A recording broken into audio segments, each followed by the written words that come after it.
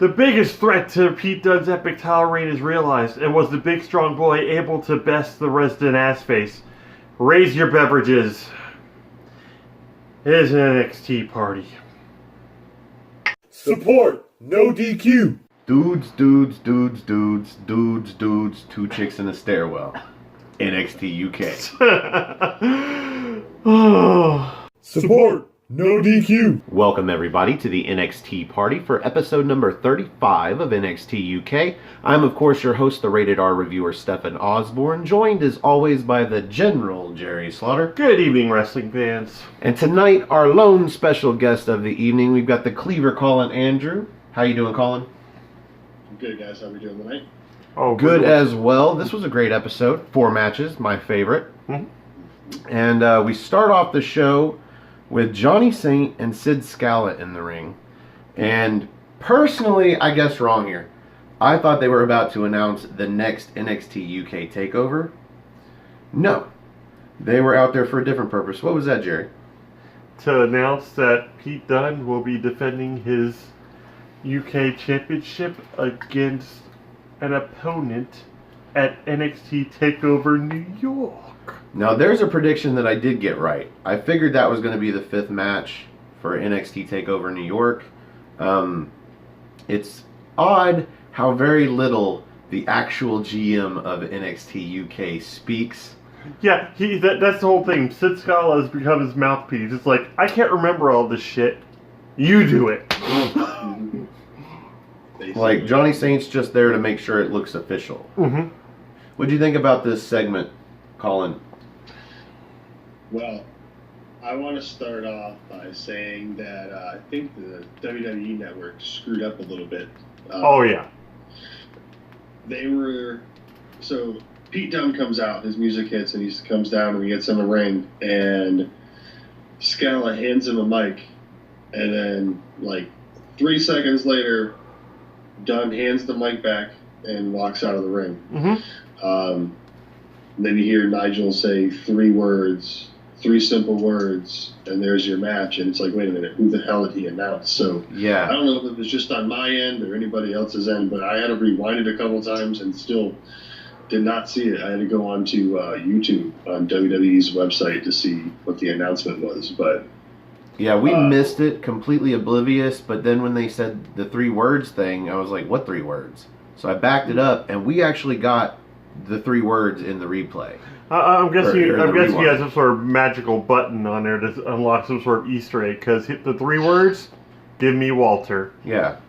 So I didn't think I heard Pete Dunne say anything. He didn't think he heard Pete Dunne say anything. I was eating fries. But we rewound it, and Pete Dunne said, give me Walter. So, okay. Mm-hmm.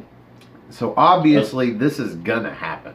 Oh, yeah. yeah, But it's going to take the rest of the show. Walter's not exactly going to say no to this. I don't think Sid Scala or Johnny Saint are going to say no to that either. Mm-mm. Too big of a match feel to it. Brilliant. Mm-hmm. So, I know it's probably not the place to announce it either, but they also made the announcement that we are, in fact, getting Matt Riddle versus Velveteen Dream for the North American title as well. when did they announce this? It got announced like shortly after the NXT broadcast last night. Oh, awesome. So, up next we've got the aforementioned two chicks in a stairwell. Mm-hmm. Because this is all we get from the women's division here. We get Toni Storm interviewing, talking about Jinny and Jinny's comments, and Toni Storm kind of says that the difference between her gold and Jinny's kind of gold, because they both like gold, is that she worked for hers, and Jinny's got the kind of gold that mommy and daddy go out and buy you in a store. And so Toni Storm is the hard worker. Jinny doesn't work for anything, although she's been winning a lot of matches, but what the fuck ever. Yeah. What'd you think about Toni Storm here, Colin? Honestly, she's trying to sound like an overconfident champion to me, underestimating her challenger, taking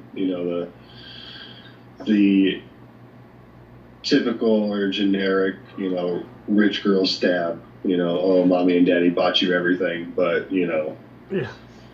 Yeah, I don't know. I'm not the hugest Toni Storm fan, so Well, I can get through. She's never really rubbed off on me. So giggity, that's what she said.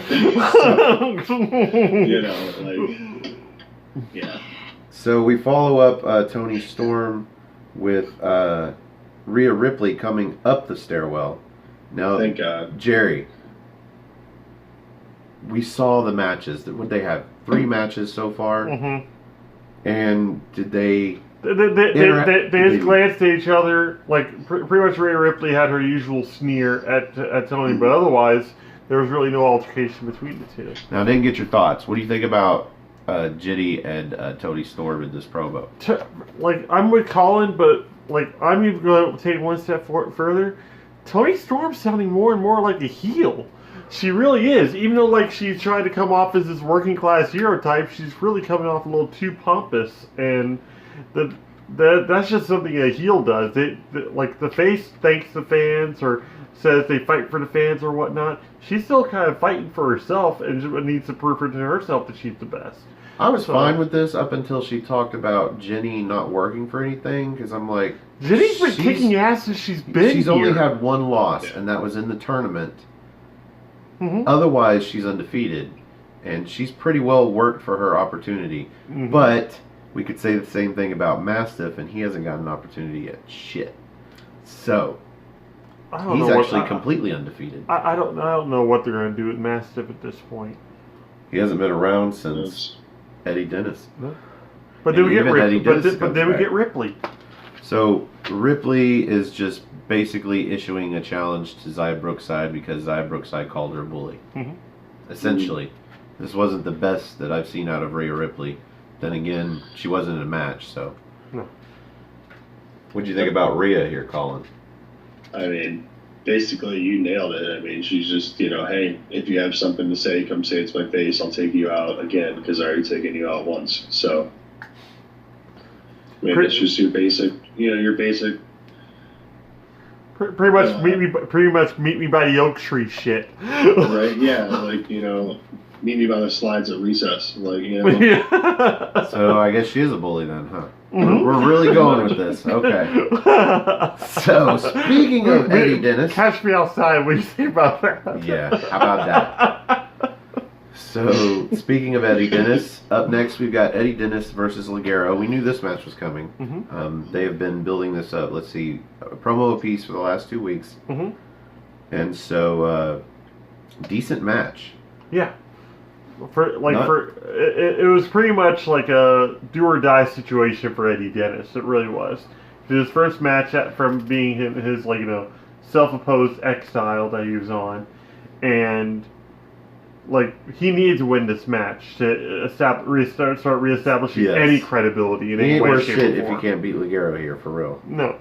Well, Ligero's one of the types that's been, I guess you could say, on a roll. He's got more wins than he does losses. Just barely, I think. Yeah, but yeah, just barely.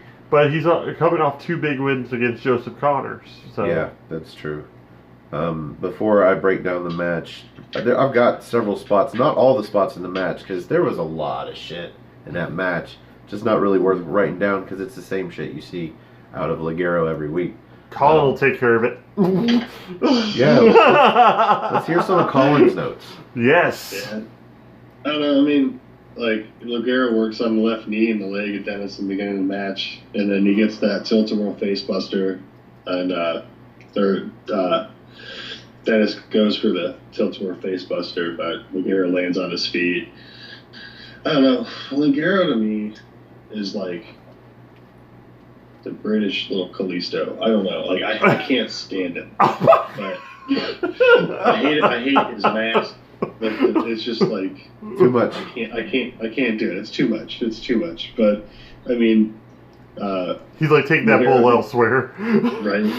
Ligero hits that the slingshot stunner and gets a 2 count. I mean, it was a pretty solid back and forth match from what I saw and what notes I have down. There was the spot where Ligero dives outside and ends up favoring his ankle after the springboard splash. And then, of course, that's the downfall of everything right there. Yep. before he gets hit with the superflex, and then in the Severn Bridge, and then the Last stop driver. the next spot driver down for the win. I mean, it was a decent Next match. stop, It wasn't my favorite, but I'm glad to see Eddie Dennis pick up the win because he needed it. Mm-hmm. You know, Linguero, what was it? Didn't he just beat Connors? Twice. Twice. Yeah. So, I mean, he had the affordability to take the loss there. Yeah, I don't have the spot with the selling of the ankle, but I do remember there was a spot where he was selling a head wound, I guess, because Eddie Dennis hits him with his elbow in the corner that didn't look quite so devastating the first time around, but I went back and watched it again, and it's like, yeah, he might have knocked him for a loop there, because he either acting or he was out cold for a few seconds as he went down. Mm-hmm. But I've got the slingshot stunner spot. Dennis had this swinging Uranagi into the apron, like they're on the outside. But then Ligero comes to the outside from the ring over the top rope into a springboard fucking hurricane, or a slingshot over the top rope hurricane Rana. Yeah. Crazy. See, that one should be all crazy for Ligero. And then he had that springboard splash for the near fall, and I guess this is where you say he was favoring the leg. But then Dennis catches him up top, and he does this stalling middle rope superplex. Yeah. That was almost a brainbuster, as you called it. I could say brainbuster, brainbuster, brainbuster. And then But the way he held him, he didn't hold him vertical. He held him at about an 80-degree angle. Yeah. Maybe even 75. Which makes it even more impressive, the fact that he was able to keep him at that that angle. was crazy. Yeah. Mm-hmm. And then off of that, we saw the Severed Bridge and the next stop driver for the pinfall, and thank God. Yes. Because he needed something, otherwise his credibility is gone. Yeah. So, where do we want to see Eddie Dennis go from here? Since he's picked up another victory, where do you think he should go from here, Colin? Who do you think he should go after? That's a good question. Cassiusano would be cool. Oh, that'd be an interesting feud, or at least a one-off match. Well, we'll talk about why that's not the best option later, because I like your idea that we were talking about, and that's why I brought it up. He needs a few more wins over people that are just mid card, that he can go out there like this and win a few matches. But then on a bigger event, he needs to go after Mandrews. And I was thinking that one of his wins would be over like Flash Morgan Webster, and maybe he would lay in some shit after the match, an after-match beatdown, and then that's when Mandrews comes out, and then this leads into finally he goes after one of the guys he talked about in his initial 2 or 3 promo videos before he came in. Yes. The two guys he had the biggest problem with, he hasn't addressed at all. Because I love the idea of them flashing back in black and white of him his first promos with the company, even though it was less than a year ago. By the time they get around to him feuding with Mandrews and Pete Dunne, somebody will turn. Somebody will be a heel or he'll be a babyface, and they won't be able to do it. Yeah. Fucking jeez. Get to it already. Well, at least Mandrews is completely mid-card right now. At least Mandrews right now is going after Noam Dar. That's where Mandrews is right now. But that's going to end very, very quickly. So up next, we get a video promo at the gym. We've got Amir Jordan talking to Kenny Williams, trying to get him to ask for a tag team title match since they've got 2 wins in a row. And Kenny Williams is like, why are you always asking me for stuff? Yeah. It's like, you're always asking me to dance. Now you want me to get us a title match. He's like, I tell you what, I'm going to ask you to do one of these. And he does one of these like super pull-ups where he jumps up there and pulls himself all the way up and all the way back down. He's like, I'll give you a week to train, and if you can do that, then we'll see about it.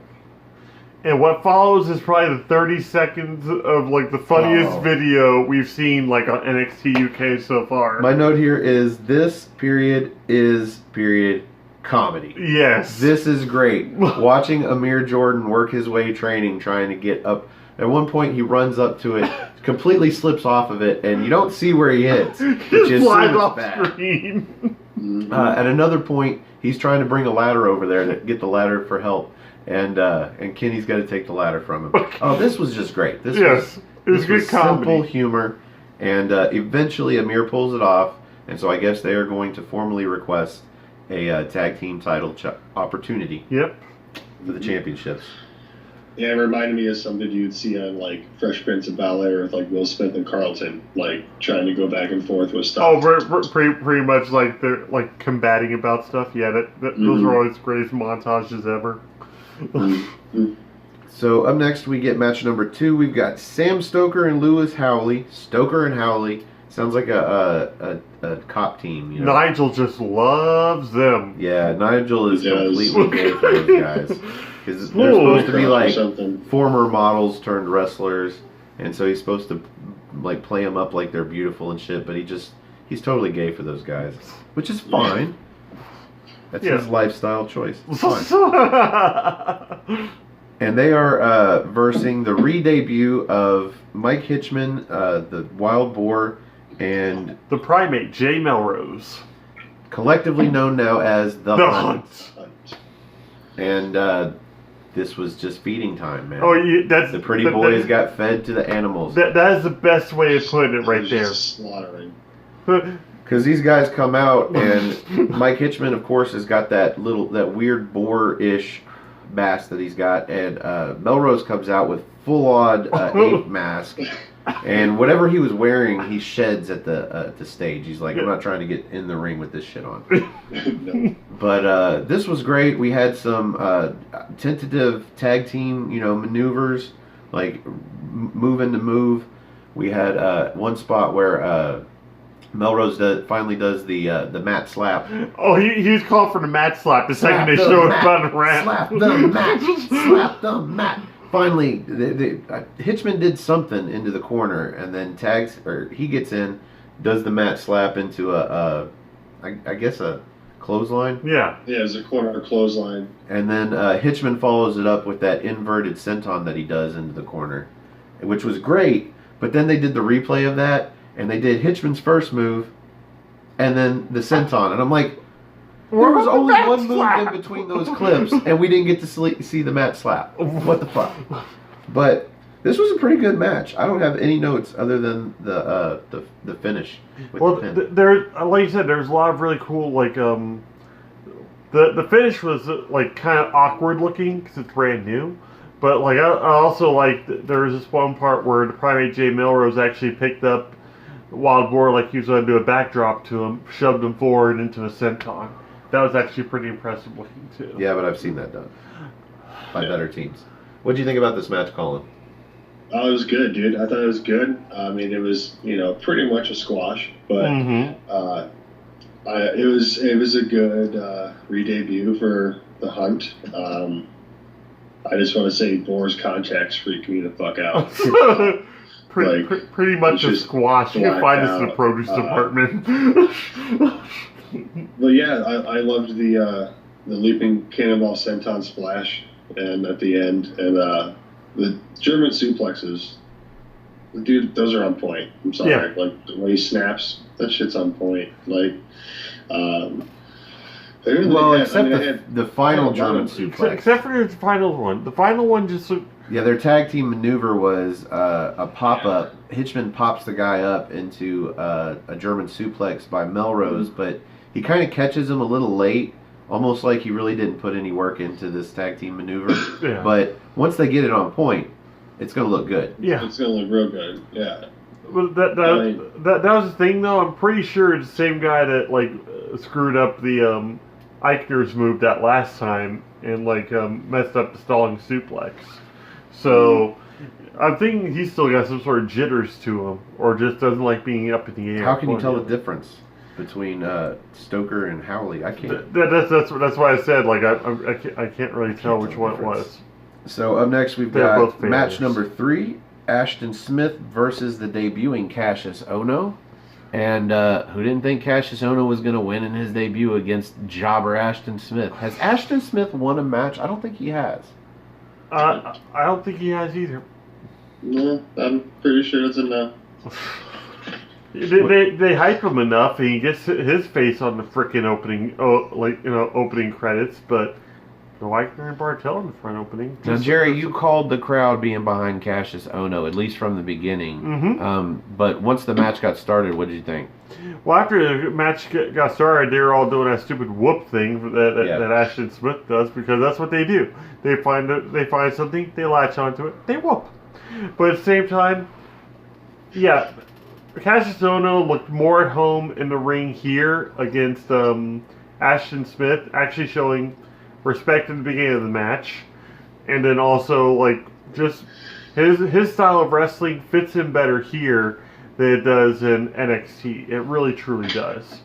And it's slow, it's methodical, yes, but it's high impact as well, and there's a lot of stretching involved. And There's a reason it's slow, but whatever. All right. Yeah, because he ate too many Chris Heroes. Yes.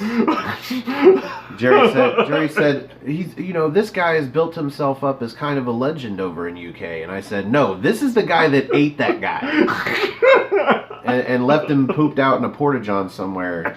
I was in a Bobby hat. I'm not traveling to the UK with this guy.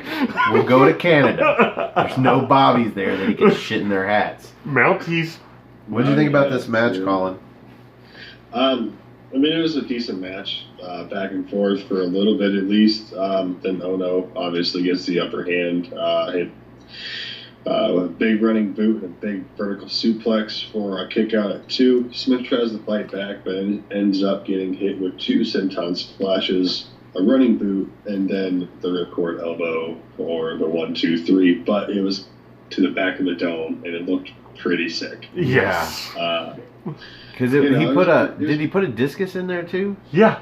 Yeah. The roll. It's not just a ripcord elbow; it's a ripcord rolling elbow. Mm-hmm. Roaring elbow. Roaring, and to the back of the head, like you said, nonetheless. And this leads up to the aftermatch, which is where it kind of looks like Ashton Smith is knocked cuckoo, and it seems like Cassius is trying to see if he's okay. Then he actually starts helping him up, and I'm like, nah, he's gonna fuck him up. He's gonna hit him with something. And he gets him up and he goes for the fist bump. And I don't know if Ashton Smith was wary about he didn't know where he was. Because, I mean, maybe he saw the match between Cassius Ohno and Matt Riddle. And the fist bump that he turned into throwing into the ring post.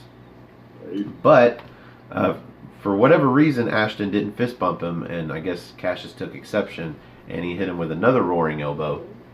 This time to the face. Mm-hmm. And knocked him out. And that's not all, because after this, we had fucking Travis Banks come out for some reason to check on Ashton Smith and sort of chase off any more attack from Cassius Ohno. And so I guess we'll get Cassius Ohno versus Travis Banks next. I mean, I guess it's looking that way. I mean, I know Cassius Ohno is over in NXT UK just to help out, put over stars, this, that, and the other. And Travis Banks is just coming off that feud of Jordan Devlin. So, I mean, I guess it's something mid-cardish and mid-carder for him to put over, like we talked about. So, speak of the devil, no Jordan Devlin on this show. No. Because didn't he have his match against Travis Banks last week? Was it in the same venue? Yeah. Oh well, whatever. Look at me, missing Jordan Devlin. Who'd have thunk it? So up next, we've got a Gallus promo at some restaurant, and Joe's basically just saying we need to stay on top because that's what Gallus does. Yeah. Talk about a couple of their wins, the tag team wins and whatnot. Not the one against Walter and Pete Dunne, obviously, because that was not a win. No. Won't note a win, apparently, is what I was gonna say. I did like this, though. This seemed a little different. They're out in a public space in a very close view with the camera, as to not get any outsiders on camera and broadcast them. It was almost like a small mafia meeting. Right, it was like the Iacovene family on like Boondock Saints or some shit, like meeting up, talking about a hit. Kind of like a whole speakeasy type vibe where they were just all sitting around the table drinking coffee and discussing talking about how great they are and they need.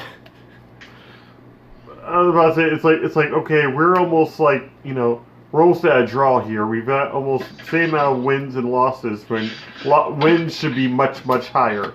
So now it looks like they're going to refocus up, probably take out a whole bunch of mid-carders and build their way back up. Whole bunch of mid-carders. There's plenty of jobbers out there. Maybe Gallus goes after Mastiff. Oh, it would take all three of them, I think. Yes, that's what I'm saying. So, maybe a gauntlet match with Mastiff against Gallus. Mm-hmm. we are on to the main event. We've got Tyler Bate versus James Drake, and I guess this is what tides us over because James Drake is the lone member still capable of wrestling of the Grizzled Young Veterans. Mm-hmm. Zach broke his toe? Yeah, broke his toe. Yeah. Zach Gibson is officially out. We don't know for how long, but for them to mention it on television, it probably won't be too long. No. So this was a pretty good match. Yeah, well, not the best. I wasn't expecting any less out of the two because, like, they pretty much stole the show in their tag team tournament finals. Turns out, big difference though, because that was like easily a 4.5-star match. This one, not so much. Yeah, but that one also had the big fight feel to it for the fact that you're actually going after a title.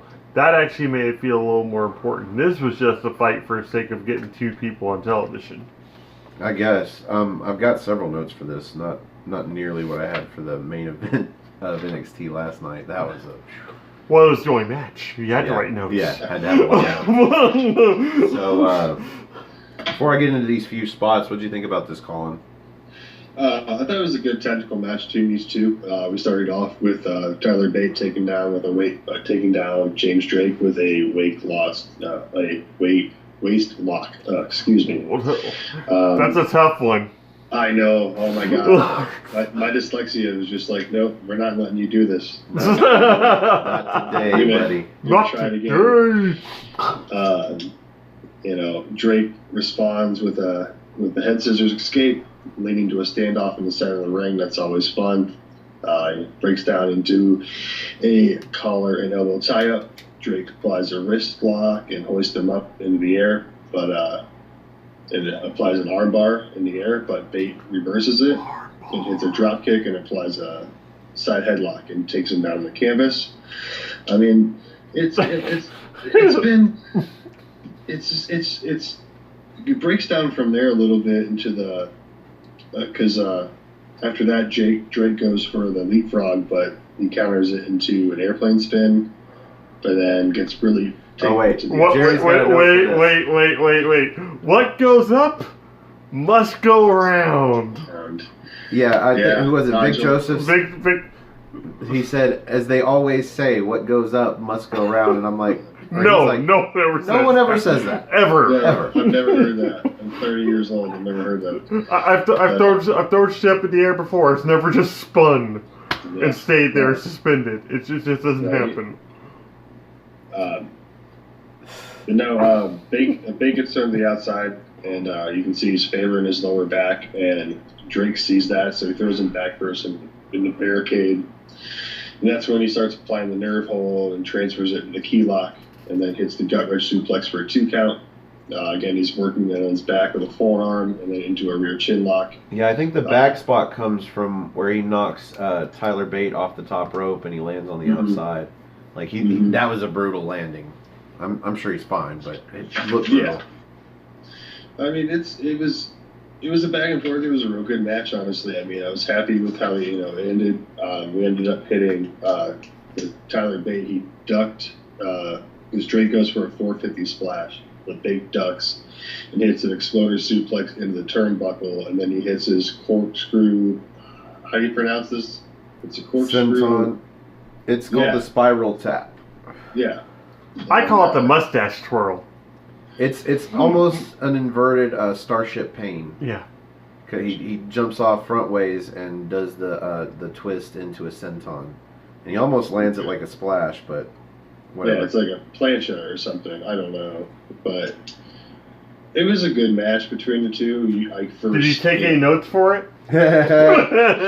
I just feel like reading them all, dude. I was about to say. Yeah, that was spot for Back spot here. up until I start my notes. So why don't you give us your take before I drop the rest of the match up to the end? It was neato. It was neato. It's pretty much like the match that we expected out of the two, and his 450 splash off the top rope, yes, it's always looking impressive, and the fact that he landed on his feet, that must have hurt like a bitch. So bad. That hurt my knees just sitting there watching it. So The match picks up when Bate starts going for these running shooting star presses. He misses the first one because Drake rolls out of the way, but he lands on his feet, hits the second one. That was great. It didn't hit it perfect, and then at one point Drake catches Tyler off of a tilt-a-whirl head scissors. Right? He catches him, holds him for the tombstone, and then fucking throws him out for a face plant. love that. Near fall. And then Drake hits an enziguri, right? Then throws Bate to the ropes where he Peter Pans off. That's what I call the way It's a Peter Pan. he springs off the ropes off his shoulders or whatever. Because arms out like he's flying, but head down. Anyway, he hits that clothesline and goes for the Tyler driver, and it's countered into a grit your teeth for the near fall. And this is where he thinks he can go for the 450, and does not hit it. Grit your teeth is just awesome looking. I know it's not really like your best finisher, but he nails it. It's like one of the best drop kicks into a corner I think I've ever seen. I don't know. Daniel Bryan will nail like 3 of those in a row. Just saying. It's the best one I've seen in NXT UK on this past hour of television. So this is definitely the main event because this is not the end of the show. We go backstage and we see Johnny Saint and Sid Scala talking to Walter. By the time the cameraman catches up, Walter's gone. And he's like, what were you talking about Walter about? And again, Johnny Saint passes the mic to Sid Scala. Here, you remember the lines. Say 'em. It's like I've already forgotten that dude's name. Help me out here. It took the whole show, but it is now official. We are going to get Walter versus Pete Dunne for the the WWE UK Championship at NXT TakeOver New York. Every group that I've been in, every chat that I've been involved in, any stream or any thread, I've been pushing for that European title to be brought into NXT UK. Any chance I get, I throw it in there, and there's always those 3 or 4 people in that thread that are like, yes, this needs to happen. It's the perfect title for a mid-card title on NXT UK. Make it happen. And it already has a lineage. Maybe that's the problem. It's got a longer lineage than the WWE UK Championship. Yeah. Whereas the European Championship would probably actually take precedent over it. That thing goes back to what, 97, 98? Mm-hmm. I think 97. 97. 97. They're talking about At the one night only event was it It was a British Bulldog, wasn't it? Yes. British Bulldog versus Shawn Michaels. Very good. Oh, it wasn't long ago that I watched the entire year of 97. Oh, that's right. It's It's still all fresh in your mind. 8 months, it's not too fresh. But anyway, so that brings us to the end of the main event. And around these parts on the NXT party, we rate the show with good old-fashioned NXT. Thank you, Steph in Orlando, for sending us these awesome Union Steph Jack Lee, mugs. thank you. These mugs, courtesy of Epcot Center, I believe. Yes. So, a long overdue shout out to Steph Lee. And speaking of shout outs, our special guest goes first. Yes. Out of 5 spots of NXT, sir, how many does the Cleaver rate this match? Well, this main event. I'm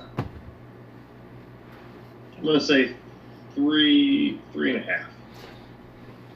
3.5. It was a good main event. It was technical. It wasn't anything crazy. It wasn't anything expected less. For me, the 2 members of the teams that were in there tonight are the hardest working members of their team.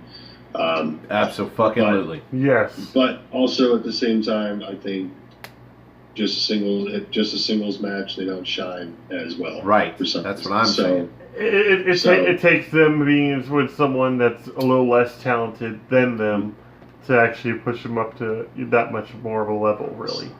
So, yep, a solid 3.5 on me. What about you, Jerry? I think Colin kind of nailed it on the head there. The match wasn't really anything that special.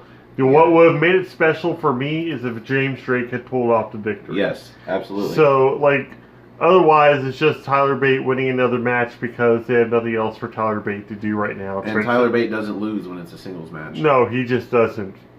So unless it's beat done. Right. I was about to say. That wasn't even a match. That was like an event. I mean, seriously. I got to watch that in its entirety on before the that last NXT takeover when they had the whole stream of matches and stuff playing, and finally got to sit and watch that match and just wow, him versus Pete Dunne was just brilliant. But this match, it is what it was. Tyler Bate came out on top. It's easily 3.5 stars. See, for all the reasons that you guys said, I was just gonna give it 3 spots of tea. Of NXT. Spots of tea. But coming off of a really good show, I'll give it 3.25. I don't justify because this match was everything that we've seen out of these guys, basically. The only thing that I saw new was James Drake pulling off that tombstone into the facebuster. Well, that's only because Zach Gibson wasn't on the other side to deliver the knees. Well, we saw Zach Gibson do the same move in I think it was by himself. The Worlds Collide tournament in the Battle Royal. He hit the ticket to ride out of that. Yep. He hit his own ticket to Mayhem. Yeah. So that would have been cool to see out of James Drake too. But no, he got the bust. It was okay. But that's the only thing new, really, that I saw in this entire fucking match. Yeah. No story. None. Nothing fishy happened at the end because Zach Gibson's still out. But I'll give it 3.25 just because it was a pretty good show. It was a decent show. Pretty good show. Better than middle of the road, I think. It was very, very, very, very good. Pretty good. Shout out to Arid Rift. So, that brings us to the end of this episode of the NXT Party. And this is where we do the plugs. Go ahead, Colin. Instagram and Twitter, Colin26 Andrew. Aftermatch Wrestling on the YouTube is the shit. Yes. No DQ. You can follow all of them on Twitter and all that stuff as well. Thanks, boys, for having me on. Again, Absolutely. This show is it's always a blast to do with you guys. So keep supporting No DQ. Keep supporting Aftermatch. Shout out to Noah. Feel better, buddy. You were supposed to be here tonight with us, but feel better. I know spring sucks. Yeah. He bailed out pre-show. It's okay though, man. No one needs to get his sleep. He works and he goes to school and he does all of these podcasts for $0. We're all in that boat, but we do it in our spare time. He makes time by getting rid of sleep. Yes. Or Noah. So get well, Noah, and get some fucking sleep, sir. Yes. Because we have to have you ready for that he second is the hardest working man I know. Seriously. He is the James Brown of No DQ. Speaking of Noah, who was supposed to be up on the big screen, if you would like to join us on the big screen and help us review an episode of NXT UK in the future, come have a spot of NXT with us. You can find me on Twitter. Just go to nodq.com/Stefan. That is STEFAN. As always, if you just want to find me on Twitter, it's at Stefan R. Osborne, OSBORNE, and the R stands for restricted. Yes. You can also find this gentleman on Twitter at No DQ General, and also on my Facebook group Armbar, all capital ARMBAR exclamation point right there. Yes, awesome. Always can call him to do that now. That is awesome. Yes. I just recently made him a moderator, so he's able to add people as well, and he has, which is great. And we do a bunch of wrestling memes, wrestling discussions, Whole bunch of different wrestling news always being thrown into there. Some rumors, some true. You sort it out, you argue, whatever. It's fun. I post a lot of memes. I post Yeah. a lot. Oh, and the memes are hilarious. That's where I contribute because I only really go to Armbar when it comes across my news feed and some awesome memes, and then I'll like your meme if you have a good enough one. I don't know. But speaking of Facebook, we haven't said this in a while. Yes, find us on Armbar, but don't add us on Facebook. I don't do that. I try to keep my Facebook spoiler free, and I don't want to have to ask all my friends and fans and whatnot to not post any spoilers on their Facebook. Yeah. I'd rather just not have them on mine. Yeah. All of that is reserved for Twitter. And again, you can find me on Twitter. You can find him on Twitter. You can find Colin on Twitter. We will all accept you. I will follow you back if you ask me to. Specifically, though, send me a DM. Ask me to follow you. Or tag me and ask me to follow you. And I will go follow you. Just request it. It's fine. If there's punch and pie, I'll be there. Everybody will come if there's punch and pie. And free hat. Fucking god dogs. Got a free hat. Wah, wah. So, yeah, if you like this video, you should click the like button. That's below me. If you like all of our videos, you should click the subscribe button. That's below Jerry. Point to it, Jerry. There it is. Somewhere between there is the share button, and we ask you to share with all your friends that enjoy wrestling. We don't get paid for this. We just do this because we like to talk about wrestling, and what better way than to talk to more people about wrestling. So share it with your friends. And if you want to join Aftermatch, click the bell down there when you join, because that'll let you know when our videos go live, because they go live at weird hours. And we're trying to reach 100 subscribers. Yeah, and you're gonna miss it. after we do that, if we reach 100 subscribers, not only will we fight a bear, we will also start doing our What's NXT show live. We're fighting bears now? No, we're not going to fight no bears. Maybe this guy really? will. Well, I might fight him. He looks like a bear. If it gets Not the gay subscribers, kind. I think if it gets some subscribers, I think I would fight a bear. And if He'd that fight a bear. happens, I'll drive to Kentucky for this. Yes. See, make Colin make the road trip to watch me fight a bear. So yeah, after we get done with this show, we are going to do an episode of the Rated R Rapport. We're going to have Colin on here since he's conveniently already on here. Until he passes out. This is what we do when we have guests. We shut off the camera and then turn it back on and talk about more wrestling. You can find that on Aftermatch Wrestling. That's all one word, AFTERMATCH, Aftermatch Wrestling. And as Jerry said, once we get 100 subscribers, we're going to go live with What's NXT so that we can get questions from you guys if you happen to be up at like 1 o'clock in the morning Eastern time on a Thursday fucking morning. It's just when we do it, man. It's when we do it. That's why we want 100, because maybe one or two of you can ask us some questions and we'll answer them at the end of the show. Yep. Other than that, I think we are done, and we're going to get started with the Rated R Rapport, which you can find exclusively on Aftermatch Wrestling. Exclusively. I like how you said that. So, for the Cleaver Colin Andrew, for the General Jerry Slaughter, I am the man with so many names, but this time we're going to go with the Wizard of No DQ, Stefan Osborne. Thanks for having a spot of NXT with us, and we will see you in NXT time. Cheerio. See ya.